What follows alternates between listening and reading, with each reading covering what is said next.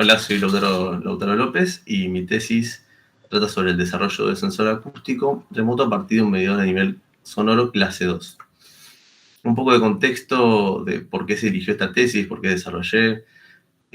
Hoy en día hay un creciente aumento no solo de conciencia sobre los impactos ambientales, sino hay mayor cantidad de gente, hay mayor cantidad de vehículos y esto puede generar más eventos en lo que viene siendo en la vía pública. Entonces esto genera una mayor demanda para poder obtener unidades de medición que logren justamente un monitoreo de 24 horas en el exterior. Por lo tanto, el desarrollo, la motivación de toda esta tesis es desarrollar un sistema que logre este objetivo, poder desde la comodidad de nuestras casas monitorizar los eventos que se generan en la vía pública y poder verlo desde una aplicación web o desde el celular. Por lo tanto, las ventajas son, en primer lugar, que el sonómetro se extienda en la vida útil, dado que si un sonómetro no está preparado para trabajar en exteriores, ya que la lluvia puede dañarlo o el polvo.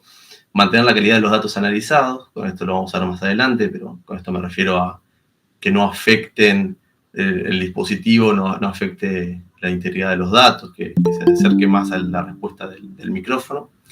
Y el día de mañana planteaba una base tecnológica de mayor cantidad de unidades distribuidas por toda la ciudad para poder en tiempo real ver la ubicación de cada nodo y poder ver el nivel de presión sonora o el parámetro que queramos medir en esos puntos.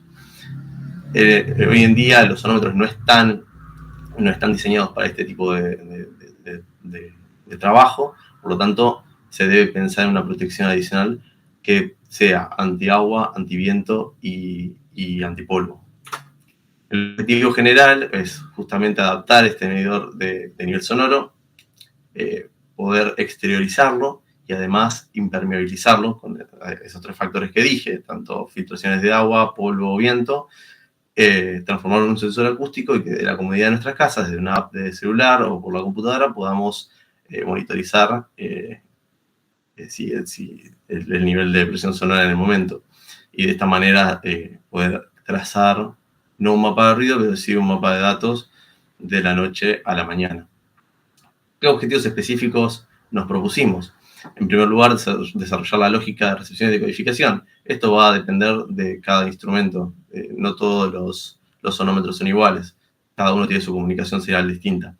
Se toma un hardware, en este caso fue una Raspberry Pi, y lo que se busca es que recopile, transmite, almacene y visualice todos los datos en tiempo real a partir de una estructura IoT o Internet de las Cosas. Eso lo vamos a ver más adelante. Luego diseñar la caja y el soporte impermeable para que el micrófono pueda funcionar en condiciones adversas. Caracterizar el kit en bajas y altas frecuencias. Esto es lo que me refería antes con mantener los datos lo más fieles posibles al micrófono. Porque a partir de esta caracterización uno puede realizar correcciones. Validar los resultados con un sistema de mayor precisión, en este caso un sonómetro de clase 1, instalación y medición de condiciones típicas. Al final de la tesis se instaló la unidad en las afueras para analizar si realmente funcionaba.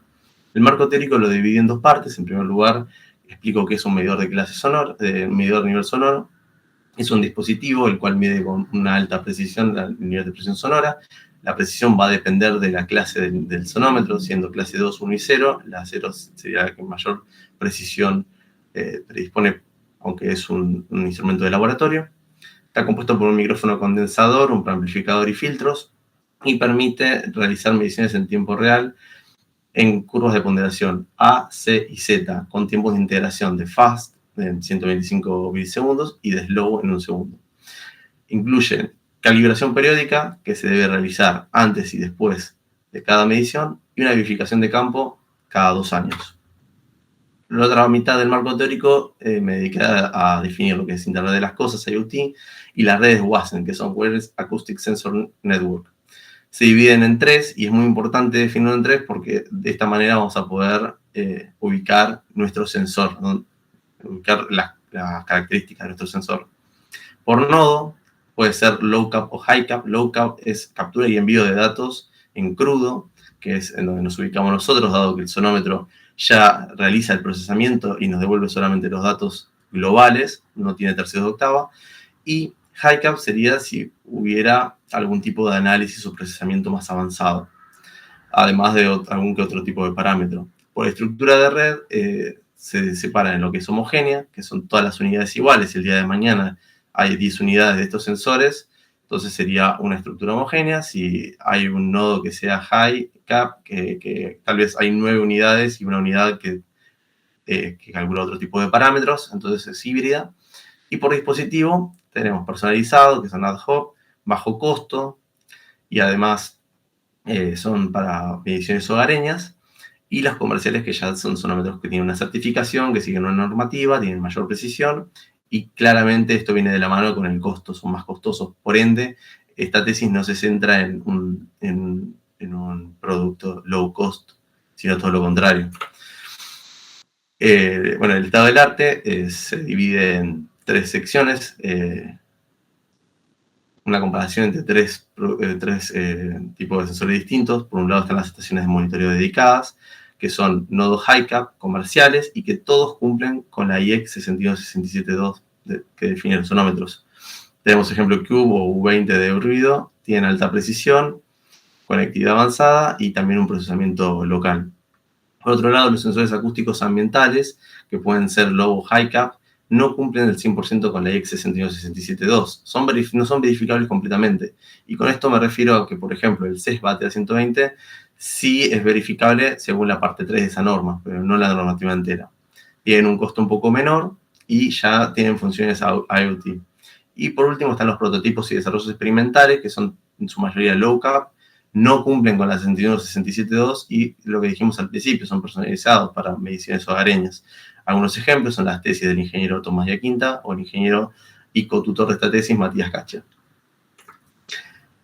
Lo que viene siendo la parte de materiales y métodos, cómo estructuramos el sistema. El sistema está compuesto por una Raspberry Pi 4 de 8 GB, un sonómetro CESBA SC102 de clase 2, y para mantener la refrigeración del sistema tiene un disipador en forma de carcasa y un doble ventilador. Y los parámetros a medir son en iteración segundo, el nivel de presión sonora en ponderación, en curva de ponderación AC y tiempo de integración fast y slow, y el nivel de presión sonora equivalente.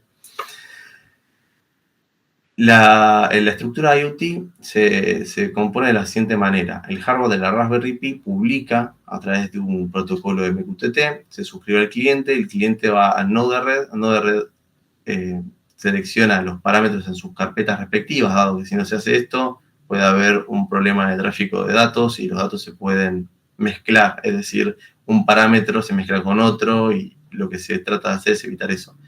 Por lo tanto, cada parámetro tiene su carpeta correspondiente y esto lo linkea del protocolo MQTT a la base de datos, que es InfluxDB. Y luego Grafana, que es un visualizador, consulta los datos y genera los dashboards para que los gráficos se puedan ver en tiempo real. El sistema está compuesto por un soporte de acero inoxidable con una varilla roscada en la parte superior. Se roscó un cono para generar un antipájaros, un espantapájaros, para que no se posen encima del dispositivo.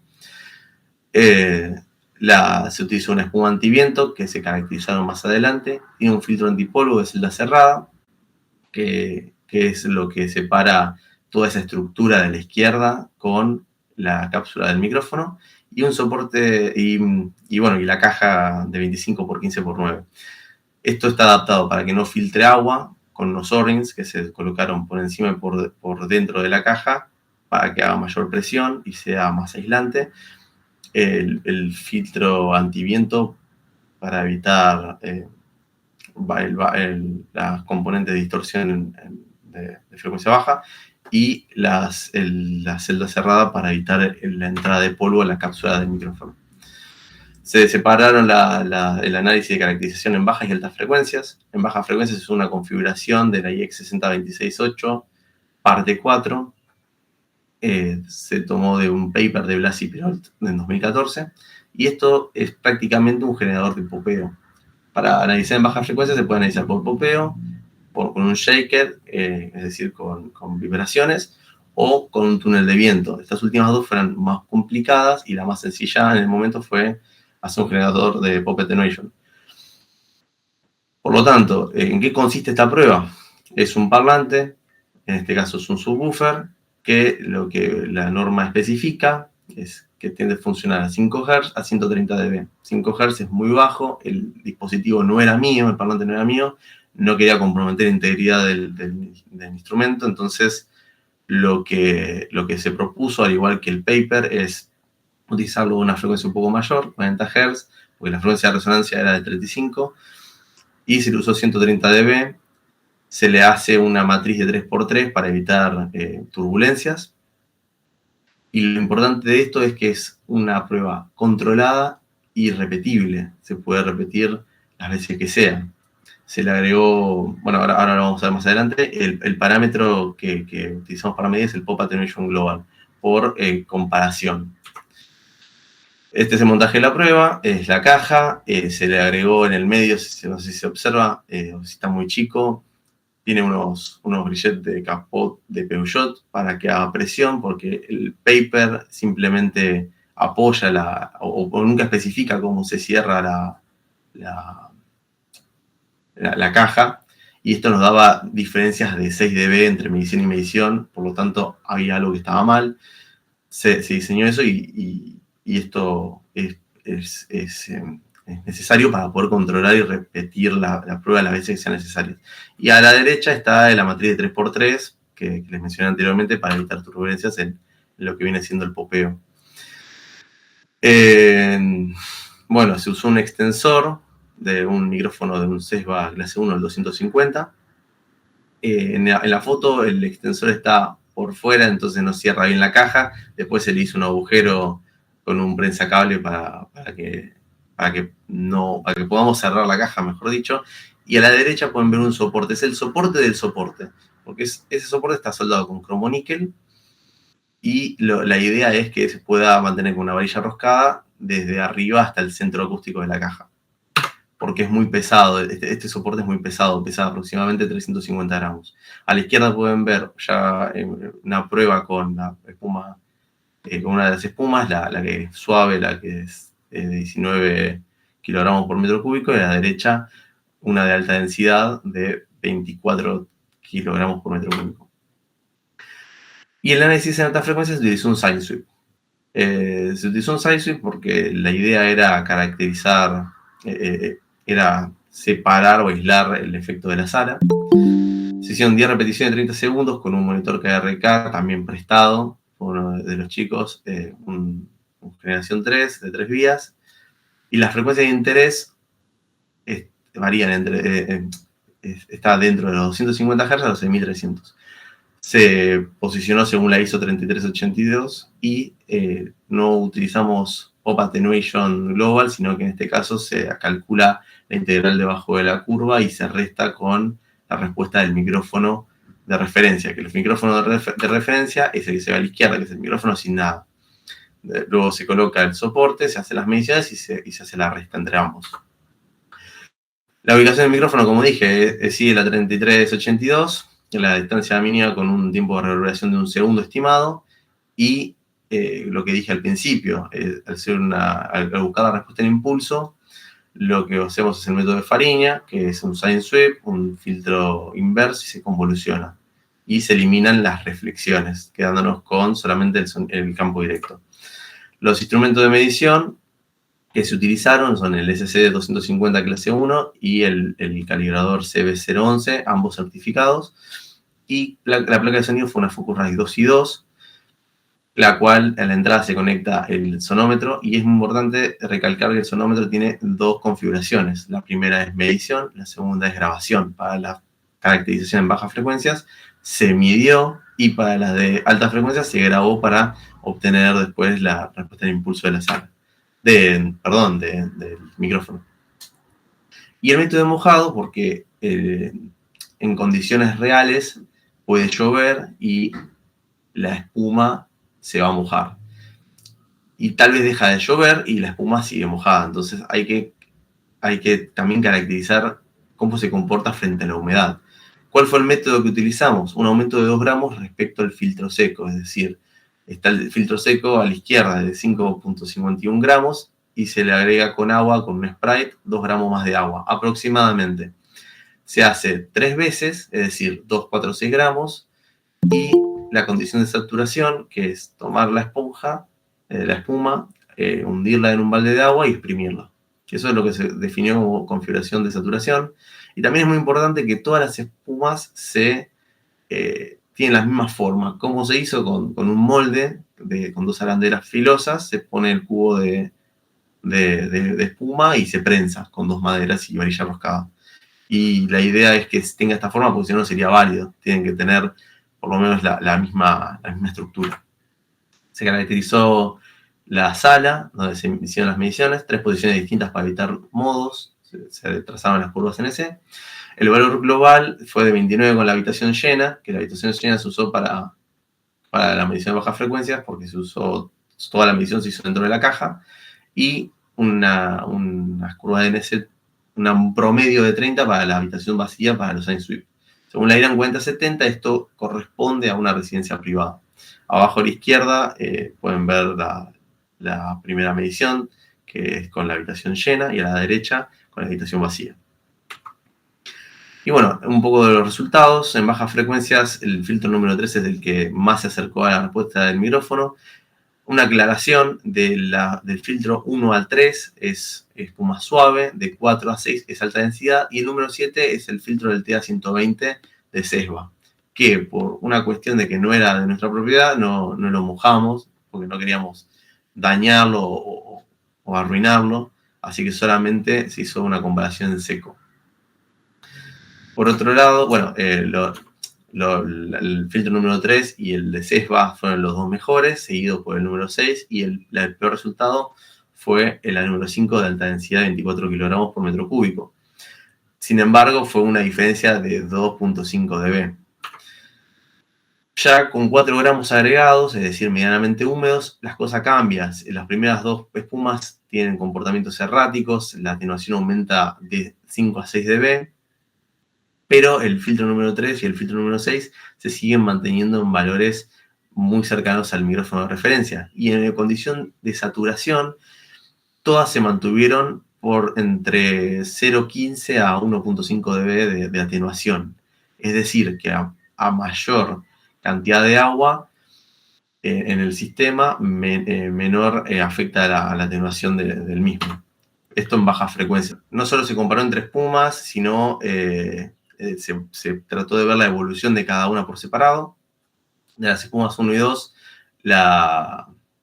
lo que se obtuvo fue el peor desempeño, porque fueron las que tuvieron un comportamiento más errático. A mayor humedad, no solamente aumentaban, sino que en saturación volvían a bajar. La espuma 3 fue la que mejor desempeño tuvo, con un incremento de 1,4 dB en saturación, y tuvo un valor un poco extraño con 2 gramos de agua, dado que amplificaba el sistema y no lo atenuaba. Pero fue un valor muy, muy pequeño, de 0,10, 0,15 dB. Y las de alta densidad se dividen entre el grupo de 4 y 6, que fueron las que tuvieron mejor estabilidad y una baja fluctuación, y la número 5, que fue la peor en lo que respecta a las espumas de alta densidad. Tuvieron una consistencia mucho menor, los valores variaban y con 6 gramos de agua tuvo el mejor resultado. Acá podemos ver una comparación global de todas. Podemos ver que la que está en color violeta corresponde al filtro de espuma número 3. Fue el que mejor resultados tuvo, junto con la número 6 de alta densidad. Y bueno, lo que también se puede observar es que la espuma número 1 y 2 fueron las que tuvieron peores resultados. Y lo que viene siendo altas frecuencias, se hizo un ensayo de ruido rosa rápido en su momento. La metodología no era muy buena, no era controlable, no era repetible, porque se usó la caja que se usó para bajas frecuencias, porque queríamos aprovechar que ya estaba todo el sistema instalado, y le pusimos un sistema convencional de 3 vías, y el resultado fue el que se muestra en la pantalla. Básicamente hay una resonancia en 2 kHz. Y lo extraño fue que al colocar el filtro antiviento, generaba una respuesta mayor. Y no debería suceder eso, y eso nos hizo un poco de ruido. Por lo tanto, revisamos el enfoque experimental, vimos que no era repetible porque siempre teníamos que mover el parlante para poder cambiar el filtro, entonces no era concluso. Por lo tanto, decidimos realizar los 10 sign sweep de 30 segundos cada uno, rango de 250 a 6300, y en la pantalla se puede observar en rojo la referencia del micrófono sin nada, el micrófono sin ningún tipo de soporte ni espuma, y en naranja se puede ver el soporte de acero inoxidable con la espuma de celda cerrada, pero sin espuma antiviento. Y es la peor respuesta de todas. Más adelante no va a aparecer en algunos gráficos, pero quiero que quede sentado que fue la peor respuesta y ninguna respuesta con espuma lo supera, lo que da a entender que la metodología anterior estaba mal porque nos daba un resultado contrario. Y las razones que pueden generar esta resonancia de 1600 a 5000 Hz puede ser reflexiones internas por el tapón que usé. Yo usé un tapón que no es sólido, es hueco, y al ser hueco puede haber generado reflexiones internas que se pueden haber sumado o resonancias. Esto en el TA120, por ejemplo, no sucede porque él tiene una estructura de tapón sólido. No sé si es sólido, pero no es hueco, no hay un compartimiento de aire extra. Algunos resultados, en este caso son las espumas en condición seca. Se puede observar que la que en baja frecuencia fue la mejor respuesta, ahora viene siendo la peor, y la sigue la espuma de alta densidad número 4, mientras que las demás se acercan bastante al micrófono de referencia, si bien por debajo de 1600 hay una diferencia de 2 a 3 dB. Esto sucede con todas, por lo tanto, donde nos vamos a centrar más que nada es en la zona de la resonancia. Con 4 gramos de agua agregada, la única espuma que más o menos se acerca al micrófono de referencia es la número 5. Y algunos criterios de selección, porque hay que tomar alguna de todas las espumas, es aquella que tenga menor diferencia respecto al micrófono de referencia, es decir, la que más se acerque al valor real, y qué tanto fluctúa respecto a la cantidad de agua que tenga la espuma. Y algunos resultados son que el filtro número 6 presenta una curva más lineal, pero sobreatenúa, es decir, atenúa por demás, y esto tiene sentido porque es el filtro más denso. El filtro número 5 es el que ofreció una respuesta más equilibrada, más estable con respecto a la humedad, es decir, siempre se mantuvieron los valores muy cercanos al micrófono de referencia, y se consideró, o por lo menos nosotros ya como spoiler, la tomamos como la más adecuada para el sistema. Y el filtro número 2 fue el que peor desempeño demostró, no solo en bajas frecuencias, sino en altas frecuencias. En este caso podemos ver la espuma número 6, la de alta densidad. En este caso sí coloqué en el gráfico el filtro solo para que se pueda ver que es la peor respuesta. Y si bien en condición seca y medianamente húmeda se acercó bastante, en lo que viene siendo de 4 a 6 gramos, la respuesta fue peor. Esta fue la espuma número 2, donde se puede ver que todavía dieron valores más elevados. Y la número 5 se acercó mucho más a los valores de referencia. De hecho, cuando se hace el cálculo de la integral bajo la curva, respecto al micrófono de referencia, fue el que más cercano a un valor absoluto se acercó. Y los resultados obtenidos es que el sistema sin espuma es literalmente la peor respuesta, y las espumas, sea cual sea, en la condición que sea, mejora la atenuación de esa resonancia. Y separé por dos grupos. El grupo número 1, que son las espumas 3, 4 y 5, y el grupo número 2, que es la espuma 1, 2 y 6. En el primer grupo, la atenuación aumenta con la humedad. El rendimiento en seco no es el mejor, no es mejor que el grupo 2, pero mejora progresivamente respecto a cuánta agua tenga el sistema. Y son los que se obtuvo una mejor respuesta cercana a la referencia. Sobre todo en medianamente húmeda, que son 4 gramos de agua, y saturada, que es cuando colocamos el agua y lo exprimimos. Y el grupo número 2, las espumas 1, 2 y 6, en seco tuvieron una mejor atenuación, una alta atenuación en seco, pero fue disminuyendo con la humedad, es decir, el caso totalmente contrario. Y esto puede llegar a explicar que hay un efecto de absorción tardía, que tarda en absorber el agua. Por lo tanto, eso también tendría que cambiar el enfoque del método de mojado a futuro. En saturación vuelven a bajar, es decir, vuelve a acercarse al micrófono de referencia. Y unos comentarios aparte, el comportamiento del filtro 3 y 2, un comportamiento intermedio que tuvo un aumento esperado en lo que fue humedad leve. Ahora lo vamos a ver en el próximo gráfico. Y la espuma número 2 superó al micrófono de referencia, es decir, amplifica, que es lo que pasaba en el gráfico anterior. Acá se puede ver una comparación global de todas las espumas en todas las condiciones. Y podemos observar que la espuma número 5 fue la que mejor desempeño tuvo. La número 6 estuvo muy cerca, pero en la condición número 2 hubo un outlier, que es con 4 gramos de agua. Por lo tanto, no sabemos si realmente fue un outlier o si tendríamos que repetir esa medición. Pero bueno, fue el único caso extraño. Se hizo un análisis de incertidumbre, desvío estándar. El desvío estándar que se calculó se divide, fue en relación a la cantidad de muestras, de cantidad de mediciones, y dio tan bajo que todo el error se le atribuye al calibrador, que esto quiere decir que cumple con la EX 60942, que entre el rango de 160 a 8000 Hz cumple con una incertidumbre que varía de 0,15 a 0,35 en esas bandas. Y por último se hizo una prueba de secado, porque si llueve y la espuma se moja, tenemos que saber cuánto tiempo tarda en secarse para que la medición vuelva a ser válida. Por lo tanto, los resultados son que el grupo anterior, que yo separé en grupo 1 y grupo 2, corresponde también con el comportamiento y la cantidad de absorción de cada una. Las espumas 1, 2 y 6 tuvieron menor absorción, por ende se seca mucho más rápido, y las espumas 3, 4 y 5 tuvieron una mayor absorción, y esto corresponde a un secado más lento.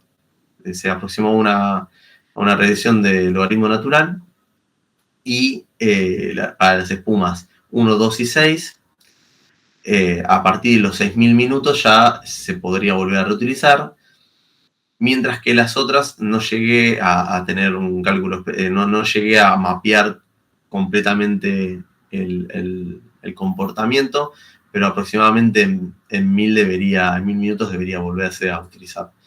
Y bueno, tiene correlación con los resultados, dado que las espumas, las espumas que tienen mayor absorción, que son las que tardan en secar, son las que mejor resultado obtuvimos en altas frecuencias.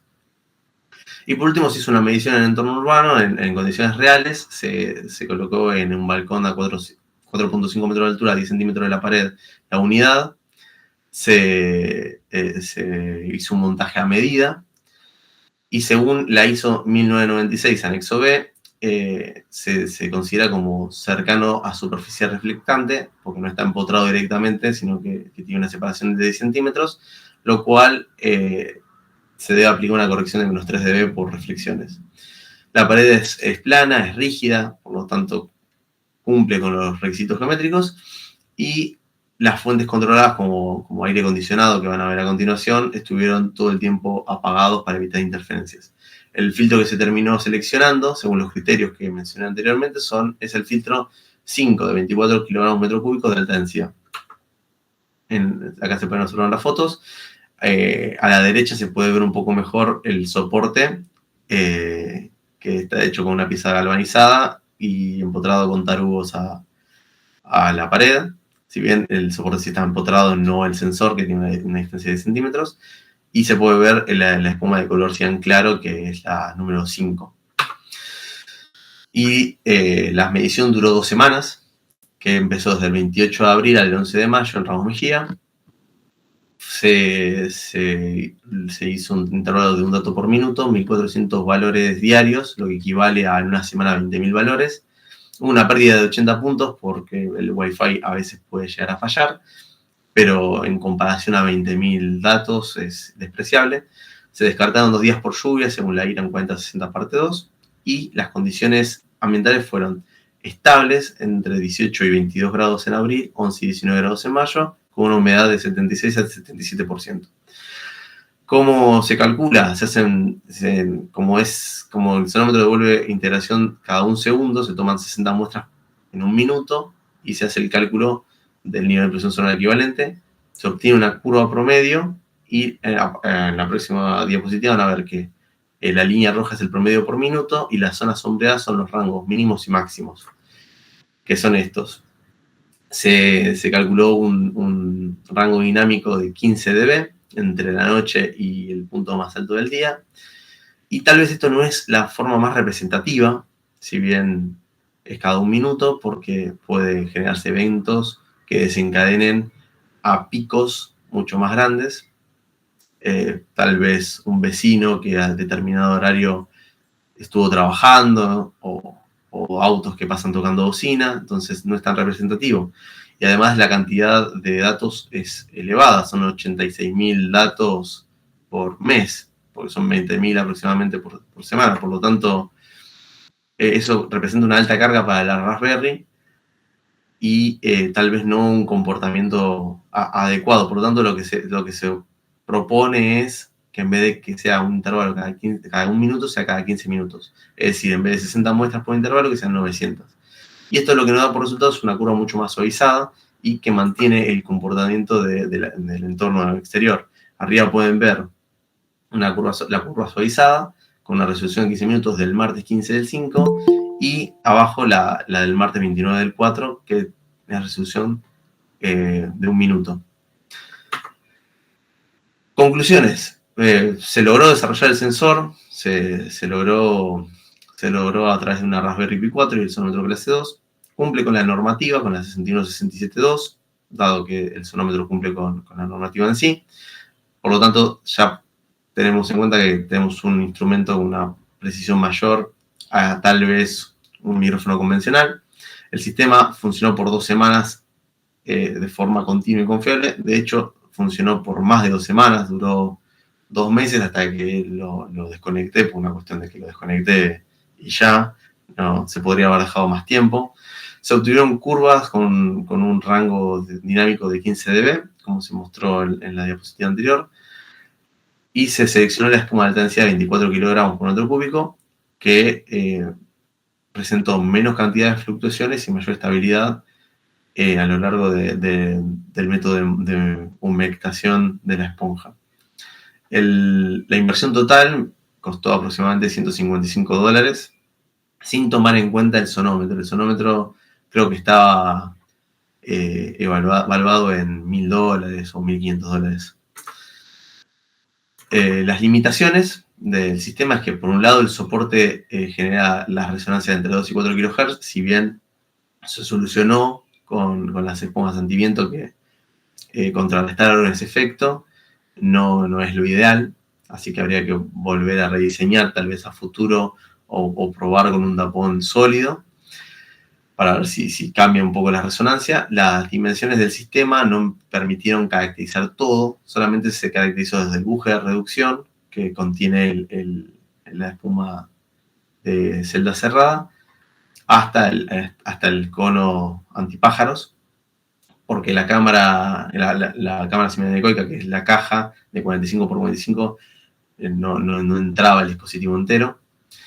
Y por otro lado, bueno, el uso del sonómetro clase 2, que siempre se podría mejorar con un sonómetro de clase 1.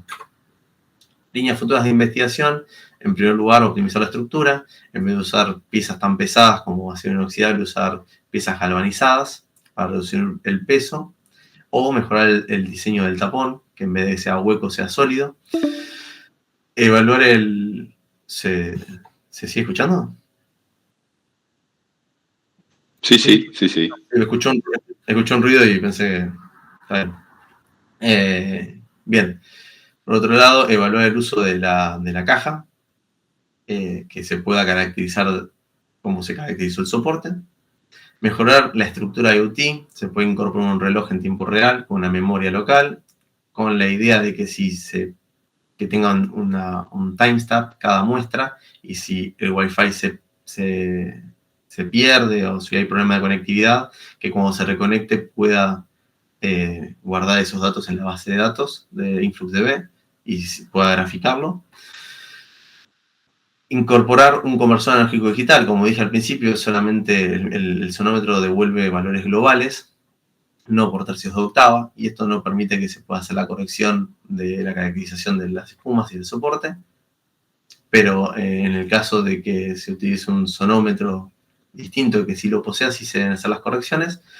Y además, de esta manera se puede incorporar inteligencia artificial para identificación de fuentes sonoras.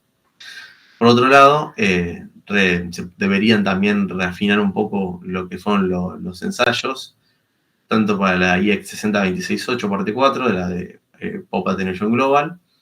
Se podría utilizar otra metodología como túneles de viento o un shaker para analizar las vibraciones, para analizar las frecuencias bajas a partir de vibraciones, y un sistema de riegue automatizado para las espumas, para que sea más controlable y repetible, porque a fin de cuentas simplemente se mojaron de un lado y del otro, y lo que se buscó es aumentar cada 2 gramos. Entonces se podría a futuro replantear eso.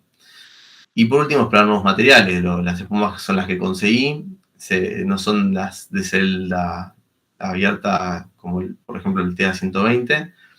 Entonces, a futuro conseguir otro tipo de espumas, y además hacer un análisis de porosidad, porque las espumas pierden color, la que era cian ya no es cian, hoy en día es de un color que no puedo definir, está totalmente incoloro, y eso quiere decir que eso también el polvo afecta a la respuesta en frecuencia. Así que hacer un análisis de ese estilo podría complementar mejor la caracterización del sistema. Y por último, quiero dar unos agradecimientos. En primer lugar, a la Universidad Nacional 3 de Febrero, educación pública y gratuita, que me formó durante estos 6-7 años de carrera. Mis padres, hermanas, familiares y a mi pareja, por el apoyo incondicional, por estar conmigo durante todos estos años y apoyarme en los momentos más difíciles. Lo mismo mis amigos y compañeros, que muchos están en la llamada, creo. No puedo ver ahora, pero creo que sí. Y muchos de ellos me prestaron mucho de equipamiento. De hecho, toda la etapa de baja frecuencia la hice con cosas que me prestaron ellos. Y es una ayuda importantísima. La tesis a veces se hace muy, muy larga y en los peores momentos están ellos para ayudar también. Al ingeniero Esteban Zanardi, el tutor de la tesis, no solo me guió y me acompañó, sino que me ayudó a realizar todas las mediciones, leyó la tesis muchas veces, la corrigió incansable cantidad de veces, igual que el ingeniero Matías Cache, que es el cotutor. Ambos estoy muy agradecido por toda la ayuda y el apoyo que me dieron, y también de los materiales e instrumentos prestados. A Decibel Sociedad Anónima por facilitarme el sonómetro. Sin el sonómetro no podría haber desarrollado ninguna lógica ni ningún tipo de sistema.